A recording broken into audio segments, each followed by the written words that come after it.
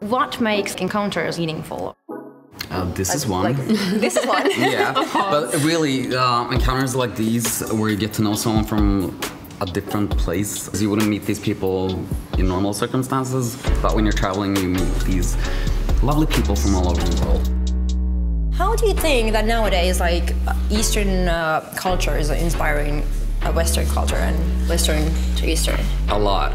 It really isn't one inspiring the other. It's more like collaboration all over the world anyway. And nowadays everything's kind of so fluid that you don't really necessarily think that this is Chinese, this is Japanese, this is, you know, Italian or whatever. Yeah. It's so fluid. Exactly. Sometimes I feel like I want to go to like somewhere where it rains a lot, whereas sometimes I want sunny beaches, or sometimes I want a city break or something like that. Last time I've heard someone say I want to go somewhere where it rains. But really, sometimes I do. Like after this summer, it was crazy here. But that's why you're living in London, right?